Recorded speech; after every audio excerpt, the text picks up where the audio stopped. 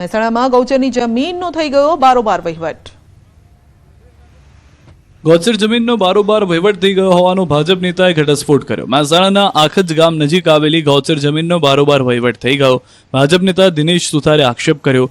જીલુજી ચાવડા નામના ખેડૂતે ગૌચર જમીનમાંથી 4 વીઘા જમીન પોતાના નામે દર્શાવી વીંચી મારી હોવાનો આરોપ, રીસર્વેની અરજી કરી જમીન માપણીમાં સરકારી તંત્ર સાથે ગોઠવણ કરી હોવાનો પણ આક્ષેપ છે। આ અંગે કલેક્ટરને રજૂઆત કરી છે। સરકારી તંત્ર સાથે મેળાપીપળામાં લેતી દેતી કરી રીસર્વે દરમિયાન જીલુજી ચાવડા પોતાની માલિકીની જમીન 22 વીઘામાંથી 26 વીઘા કરાવી દીધી હોવાનો ભાજપ નેતા દિનેશ સુથારે આક્ષેપ કરતા મામલો ગરમાયો છે। રાજકોટની સૂચિત સોસાયટીને ડિમોલિશનની નોટિસ મળતા સ્થાનિકોમાં રોષ। રાજકોટના કાલાવાડ રોડ પર 40 જેટલા મકાનો દુકાનોને ડિમોલિશનની નોટિસ અપાતા સ્થાનિકોમાં ભારે રોષની લાગણી જોવા મળી હતી। રાજકોટની કાલાવાડ રોડ પર આવેલી સીતારામ પાર્ક સોસાયટીના રહીશોને આરએમસીની નોટિસ મળી। આરએમસીની નોટિસ મળતા વિવાદ સર્જાયો। આ સોસાયટી 1998થી બનેલી છે। 1998માં બનેલી સૂચિત સોસાયટીને ડિમોલિશનની નોટિસ ફટકારાઈ છે, જેને લઈને સ્થાનિકો એકઠા થયા હતા, રોષ દાખવ્યો હતો। આરએમસી સામે આક્રોશ ઠાલવી નોટિસ પરત લેવા માંગ કરી છે। 7 દિવસમાં આ બાંધકામો દૂર કરવા જણાવાયું છે, જેને પગલે અહીંયા વસવાટ કરતા લોકો ઘર અને રોજગાર વિહોણા થવાની શક્યતા છે। લોકોનું કહેવું છે કે અમારી જગ્યા સરકારની રિઝર્વેશન વાળી જગ્યામાં નથી। અહીંના સ્થાનિકોનું કહેવું છે કે વર્ષ 1998નું અમે બાંધકામ કરેલું છે। નિયમ મુજબ 2005 પહેલાના બાંધકામો રેગ્યુલરાઇઝ કરી શકાય છે। 2019માં મોટા મવા ગામ આરએમસીમાં ભળ્યું હતું। ગ્રામ પંચાયત અને આરએમસીના વેરા ભર્યા હોવાની પણ અમારી પાસે રસીદો છે। બિલ્ડરો અને રાજકારણીઓના દબાણને કારણે નોટિસો ફટકારી છે।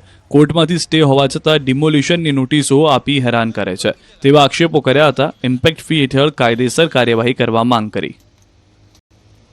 સુરતથી સબસિડી યુક્ત ખાતરની હેરાફેરીનો પર્દાફાશ। સુરતમાં ખેડૂતના ખાતરની બારોબાર હેરાફેરી થતી હોવાનો પર્દાફાશ થયો। સબસિડી યુક્ત ખાતરની હેરાફેરી પોલીસમાં પકડાઈ છે। માંગરોળના વાલેસા ગામે એસએમસીએ રેડ કરી ખાતર ભરેલી ટ્રક પકડી પાડી। દરમિયાન ખેડૂતોને મળવાપાત્ર સબસિડી યુક્ત ખાતર ઇન્ડસ્ટ્રીઝને વેચી દેવાતું હોવાનું સામે આવ્યું। 1200થી વધુ ખાતરની બેગો ઝડપાઈ। સરકાર દ્વારા સબસિડીવાળું યુરિયા ખાતર ખેડૂતોને આપવામાં આવે છે, જે યુરિયા ખાતર બારોબાર સગે વગે કરવામાં આવી રહ્યું છે। વાલેસા ગામના રોહિતવાસમાં એક ઘરની અંદર બેગો મૂકવામાં આવી હતી। સ્ટેટ મોનિટરિંગ સેલે જયેશ રોહિત નામના શખ્સની ધરપકડ કરી। સૌરાષ્ટ્ર યુનિવર્સિટીમાં કરોડોના ખર્ચે બનેલ સ્વિમિંગ પુલ શોભાના ગાંઠિયા સમાન। સૌરાષ્ટ્ર યુનિવર્સિટીમાં કરોડોના ખર્ચે બનેલ સ્વિમિંગ પુલ શોભાના ગાંઠિયા સમાન બન્યો। 2017માં 9 કરોડના ખર્ચે આંતરરાષ્ટ્રીય કક્ષાનો સ્વિમિંગ પુલ બનાવવામાં આવ્યો હતો, પરંતુ છેલ્લા 6 મહિનાથી સ્વિમિંગ પુલ બંધ હાલતમાં ધૂળ ખાઈ રહ્યો છે।